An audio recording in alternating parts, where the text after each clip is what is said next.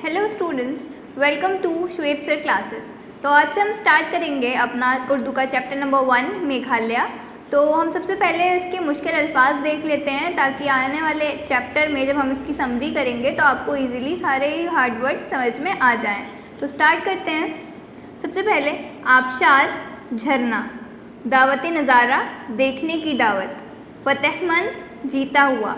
मरतूब, गीला या नम। मलकियत, जायदाद। काबिले दीद, देखने के लायक। कबीला, ग्रोह। दिलदादा, शौकीन। नफूस, नफ्स की जमा, रूहें, हस्तियाँ। यहाँ नफूस से मुराद लोगों से है। सरूद, नगमा, गीत या राग। वस्ती, दरमिया। दफातर, दफ्तर की जमा, आफिस। ओके, तो हमने सभी मुश्किल अल्फाज देख लिए थे। अब हम मेघालय का यानी कि जो हमारा पहला सबक है उर्दू का, उसका खुलासा देख लेते हैं। तो आइए स्टार्ट करते हैं। मेघालय हिंदुस्तान का खूबसूरत सूबा है। मेघालय के बारे में बताया जा रहा है, यानी कि जिसके बारे में ये चैप्टर है पूरा, वो हिंदुस्तान का बहुत ही खूबसूरत सूबा है। 2 अप्रैल 1970 ईस्वी में इसे आसाम के जनूबी हिस्से गारो, खासी और जनेतिया पर्वतों के इलाकों से अलग करके तश्कील दिया गया। इसमें ऊंचे नीचे खूबसूरत पहाड़ी सिलसिले, गहरी खाइयाँ और खाइयों के दरमियान बल खाती हुई नदियाँ, पहाड़ों की चोटियों से गिरते हुए आबशार बहुत खूबसूरत मालूम होते हैं और सयाहों को इन फितरी मनाजिर का नज़ारा करने की दावत देते हैं। क्या बताया जा रहा है इसमें कि जो मेघालय है जिसके बारे में बात की जा रही है, एक बहुत ही खूबसूरत जगह है। यहाँ पर खूबसूरत ऊंचे नीचे पहाड़ी सिलसिले हैं, गहरी खाइयाँ हैं और बहुत सी नदियाँ हैं जो सयाह होते हैं। सयाह किसे कहते हैं? जो कि टूरिस्ट वगैरह होते हैं जो वहाँ पर घूमने के लिए आते हैं, उनको ये सब देखकर बहुत ही अच्छा लगता है। ये नज़ारा उन्हें बहुत ही दिलचस्प लगता है। इसकी आबादी तकरीबन 10 लाख और रकबा 22,500 मीटर बा किलोमीटर है। ये सूबा बादलों से ढका हुआ होने की वजह से मेघालय बादलों का घर कहलाता है। ये आपका क्वेश्चन भी बन सकता है कि जो मेघालय है उसको बादलों का घर क्यों कहा जाता है? तो उसे बादलों का घर इसीलिए कहा जाता है क्योंकि ये हर वक्त बादलों से ढका हुआ रहता है। 6,500 फीट शिलोंग पीक यहाँ का सबसे ऊंचा पहाड़ी इलाका है। क्या कह रहे हैं कि यहाँ का जो सबसे ऊंचा पहाड़ी इलाका है 500 फीट का, वो शिलोंग पीक ही है। और ब्रह्मपुत्र यहाँ की सबसे बड़ी नदी है। ब्रह्मपुत्र के बारे में आप लोगों ने काफ़ी पढ़ा होगा, सुना भी होगा। तो ब्रह्मपुत्र जो है यहाँ की सबसे बड़ी नदी है। मेघालय की राजधानी शिलोंग का नाम एक देवता के नाम पर रखा गया।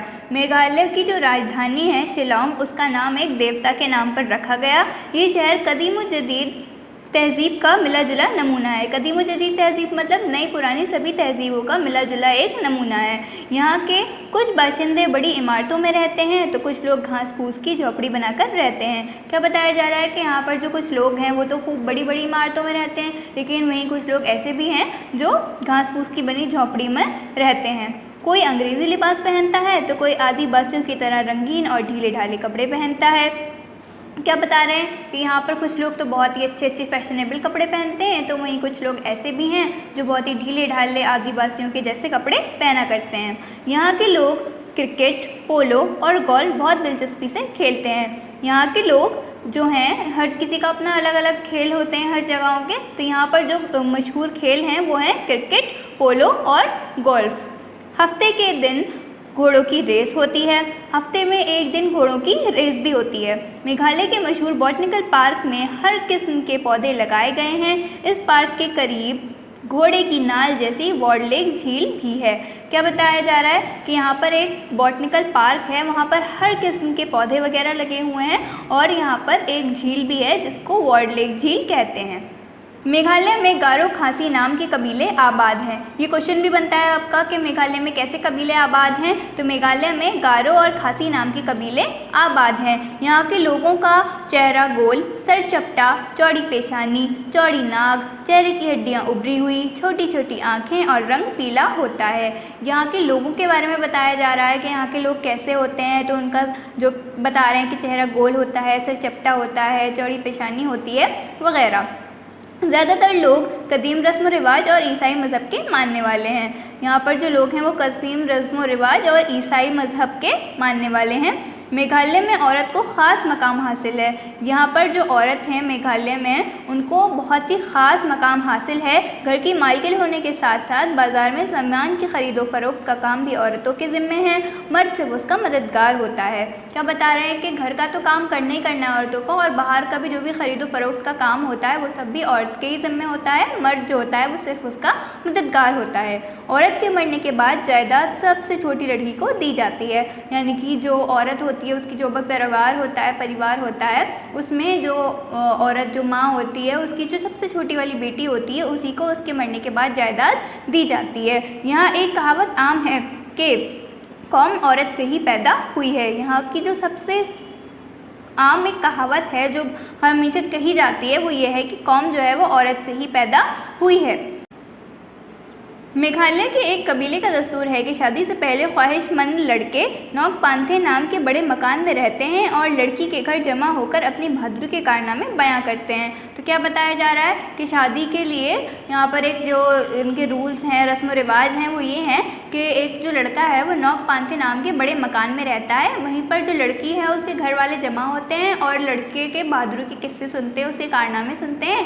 ठीक है, लड़के का इंतखाब होने तक ये सिलसिला जारी रहता है। इसके बाद अंगूठी पहनाने की रस्म अदा की जाती है और फिर रस्म रिवाज के मुताबिक दोनों की शादी कर दी जाती है। क्या कह रहे हैं कि जब तक फैसला नहीं हो जाता, जब तक लड़का चुन नहीं लिया जाता, जब तक यही सब सिलसिला चलता रहता है। फिर रिश्ता जब समझ में आ जाता है उसके बाद अंगूठी पहना दी जाती है और बाकी सारी रस्म रिवाज के मुताबिक उन दोनों की शादी कर दी जाती है। ठीक है, इसके दो तरीके हैं।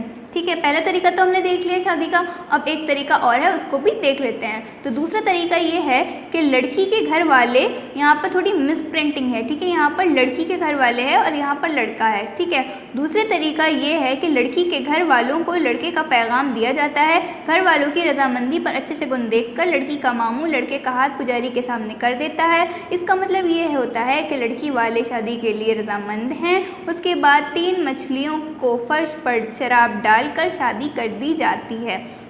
तो क्या बताया जा रहा है दूसरे तरीके में कि जो लड़की के घर वाले होते हैं उन्हें लड़के का पैगाम दिया जाता है। फिर अगर उनको वो रिश्ता अच्छा लगता है, वो रजामंद होते हैं उसके लिए, तो अच्छे शगुन देखकर जो लड़की का मामू होता है वो पुजारी के सामने हाथ कर देता है लड़की के, और 3 मछलियों को फर्श पर डालकर उसके ऊपर शराब डालकर शादी कर दी जाती है। ठीक है, पहला तरीका तो हमने बता दिया और दूसरा तरीका भी हो गया। अब आगे चलते हैं। मेघालय के लोग शिकार और निशानेबाजी के शौकीन होते हैं। निशानेबाजी के मुकाबले के लिए एक जज और कुछ पंच मुकर्रर कर दिए जाते हैं जिनका फैसला सबको मानना पड़ता है। ठीक है, यहाँ पर शिकार और निशानेबाजी बहुत ही ज़्यादा शौक से खेली जाती है। निशानेबाजी का मुकाबला भी होता है जिसके लिए जज और कुछ पंच मुकर्रर कर दिए जाते हैं। उनका जो भी फैसला होता है वही सबको मानना होता है। चावल, गोश्त, मछली, आलू, साबूदाने के दरख्त के गूदे का आटा यहाँ के लोगों की ख़ास ग़िज़ा है। ठीक है, गैर ईसाई खासी बाशिंदे दूध और उससे बनी चीज़ें नहीं खाते। गैर ईसाई जो हैं वो लोग दूध से या उससे बनी हुई चीज़ें, दूध या उससे बनी हुई चीज़ें नहीं खाते। पूरे सूबे में छालियाँ शौक से खाई जाती हैं। छालियाँ जो होती हैं वो पूरे सूबे में शौक से खाई जाती हैं। दुनिया का सबसे ज़्यादा बारिश वाला इलाका चेरापूंजी भी यहीं है। आपने सुना होगा चेरापूंजी में सबसे ज़्यादा बारिश होती है, तो वो जो इलाका है सबसे ज़्यादा बारिश वाला वो भी यहीं मेघालय में है। यहाँ की आबो हवा मरतूब होने की वजह से मलेरिया, हैज़ा और पेशिश की वबा आम है। यहाँ पर जो हवा है वो ऐसी है जिससे कि जो बीमारियाँ होती हैं, मलेरिया, हैज़ा या पेशिश वगैरह, वो सब यहाँ पर बहुत ज़्यादा आम हैं। गारो कबीले को आचक भी कहते हैं। गारो कबीले जो है उसे आचक भी कहते हैं। यहाँ कपास की पैदावार होने की वजह से लोग अपने कपड़े खुद बनते और रंगते हैं। यहाँ पर कपास जो होता है उसकी पैदावार होती है जिसकी वजह से यहाँ पर जो लोग होते हैं वो अपने कपड़े खुद ही बनाते हैं और ख़ुद ही उनको रंगते हैं। मुसाफिरों को ठहरने और हर किस्म की सहूलत फराहम करने के लिए 2 गाँवों के दरमियान एक सराय जिसे आलदा कहते हैं होती है।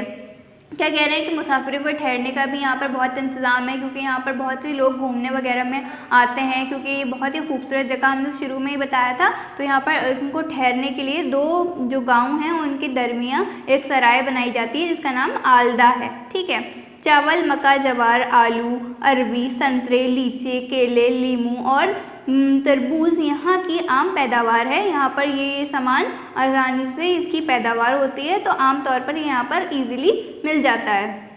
यहाँ के खेत सीढ़ी नुमा होते हैं और ज़मीन किसी की मलकियत नहीं होती। मलकियत का मतलब हमने बताया था जब हमने मुश्किल अल्फाज आपको बताए थे। मलकियत मतलब जायदाद।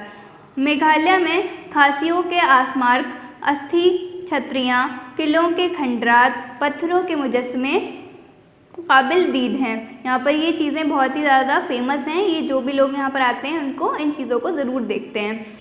ईगल स्वेट, एलिफेंट और मौसमाई यहाँ के मशहूर आबशार हैं। यहाँ की बेशुमार नदियों और आबशारों ने सूबे की खूबसूरती में चार चांद लगा दिए। यहाँ आसामी ज़बान बोली जाती है। यहाँ पर कैसी, मेघालय में आसामी ज़बान बोली जाती है।